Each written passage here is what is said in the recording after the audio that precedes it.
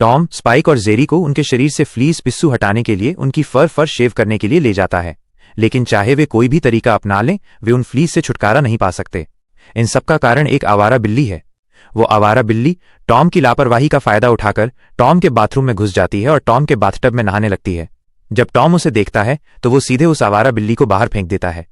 लेकिन जब Tom bathtub को साफ करके जाने वाला होता है तो अचानक फ्लीस का एक झुंड बाथटब से बाहर कूद पड़ता है और टॉम की तरफ दौड़ता है। टॉम फ्लीस से बचने की कोशिश करता है, लेकिन फिर भी फ्लीस उसके शरीर पर कूद जाते हैं। इस समय फ्लीस के काटने से टॉम को बहुत असहज महसूस होता है। जेरी टॉम की ऐसी हालत देखकर हंसने लगता है, लेकिन अगले ही पल एक फ्ली जेरी पर भी कूद पड़ता है। जेरी भी टॉम की तरह नाचने लगता है। शोर सुनकर स्पाइक खिड़की से ऊपर चढ़कर देखता है। उसे लगता है कि टॉम और जेरी उसके बिना चुपके से पार्टी कर रहे हैं, इसलिए वो उन दोनों के पास दौड़ता है और खुद भी नाचने लगता है। लेकिन अगले ही पल टॉम के शरीर से एक और फ्ली नीचे कूद पड़ता है।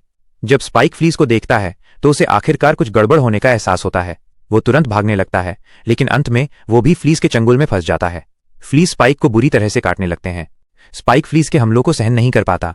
वो एक फावड़ा उठाता है और टॉम से कहता है कि वह फ्लीस को उसके शरीर से हटाए। टॉम को स्पाइक की बात माननी पड़ती है। वो फावड़ा उठाता है और स्पाइक के शरीर पर मारता है, लेकिन स्पाइक को टॉम से पीटने के बाद भी फ्लीस पर कोई असर नहीं होता। इसलिए वे प्रयोगशाला में जाते हैं और एक गैस बम बनाते हैं। उन्होंने सोचा था कि गैस फ्लीस को मार देगी, लेकिन अप्रत्याशित रूप से ये सभी फ्लीस गैस मास्क पहन लेते हैं। वे तीनों इसे और सहन नहीं कर पाते। उन्हें अपना आखिरी तरीका इस्तेमाल करना पड़ता है।